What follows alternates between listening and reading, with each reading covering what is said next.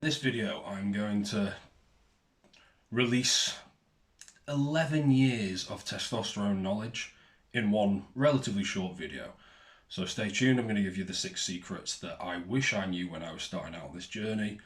So you guys starting out, you're in a very good position if you absorb these.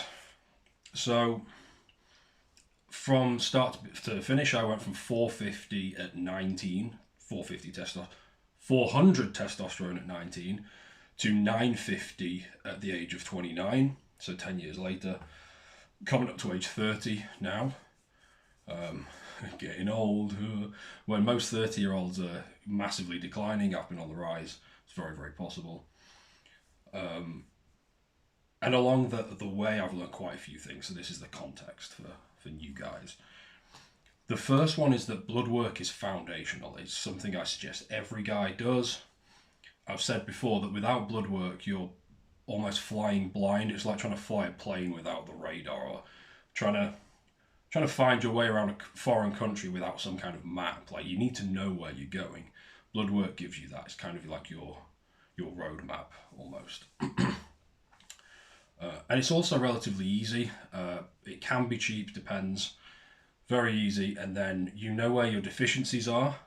Because if you get an entire vitamin, mineral, nutrient, blood work, comprehensive analysis as well, I guarantee there's going to be a few deficiencies in there. Everyone has them. And then once you reverse them, once you fix those deficiencies, you're in a far better place for testosterone, free testosterone, things like DHT, luteinizing hormone, follicle stimulating, all the sexual ones basically. You're in a far better position to optimize all of those. The second secret, although this one's not as much of a secret, I think it's fairly well known at this point. Cholesterol should not be feared. What should be feared are things like triglycerides, high fasted blood sugar, blood glucose, high body fat percentage, and inflammation, often measured as CRP on your blood work.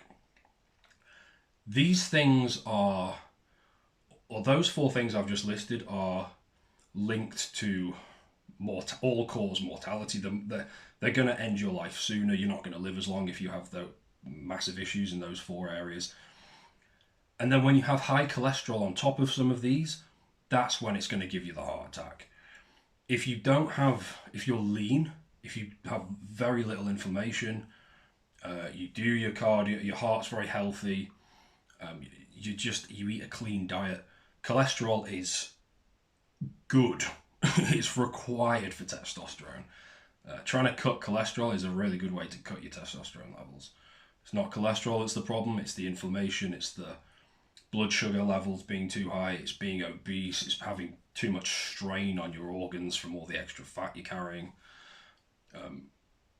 Although this is where BMI, a lot of guys on Twitter are right when they say body fat percentage is more important than BMI. Generally speaking, that's true, but if your BMI is really high, even if you're really muscular, like some of these elite roid munching bodybuilders are the same, they're not fat, but because they have so much extra weight than their body is supposed to be carrying, it puts strain on the heart, the lungs, all the key organs. And then the blood pressure goes up and it causes issues. So BMI is something to look at here as well. Third secret, it's not secret if you've been following me for a while, but it is a secret for most people. Leg training is more important than any other type of training for various reasons. If we're talking about testosterone, I always have the bicep veins and everything on display because people want a muscular upper body, but if you want the testosterone levels, legs are actually more important. Train those legs to failure. The 4th one, raw onion is a huge aphrodisiac. So for guys, if you're worried about the lack of morning wood, you're not getting enough morning wood, the libido's not where it used to be. On top of everything I've just said, raw onion's definitely something to look at. In terms of how to eat it, I tend to have like either a chicken or steak or some kind of meat with some veg, and then I just put the onion on top or on the side or whatever. It's pretty simple. And garlic as well.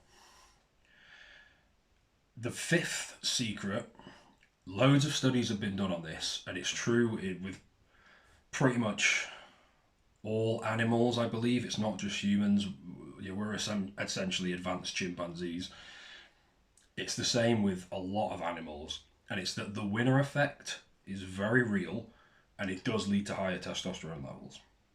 So it could be winning a fight, it could be getting a promotion, it could be any form of conquest without getting into controversial stuff that I'll probably get blocked for on YouTube. Any kind of win, especially big ones that are very meaningful to you, can lead to the testosterone increase. This is where working hard but working smart is very, very important.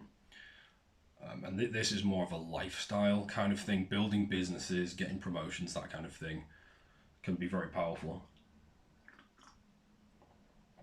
Loads of studies have been done on that. The sixth one, and this is definitely a secret for most people, red light therapy is a huge cheat code. You don't need one of these massive, hugely expensive ones, just a small one that's on your face every morning. A few guys inside the testosterone squad, the school group I've got, have been commenting, saying that within minutes of using the red light therapy, they feel miles better. They're in a better mood. They feel better, and then they're sleeping better at night, sleep is a testosterone fundamental, one of the big four. And it spikes your cortisol first thing, but it reduces your chronic cortisol, so it's good for stress levels as well. Red light therapy is such a cheat code. Mine was £40. I mean, they're not expensive. Little small one. You know what? I might as well just pull it out.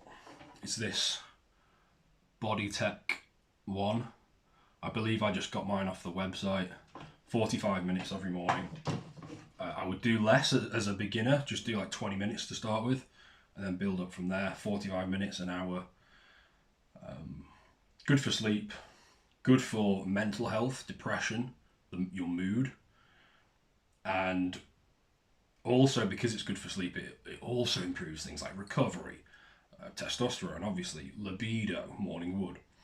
Such a huge hack when in the winter, and it is absolutely lashing it down outside here in the UK. So it's a huge hack, massive cheat code. So they are 6 things that if I knew at the start of my journey, I would have saved myself years of effort. So you guys are in a great position.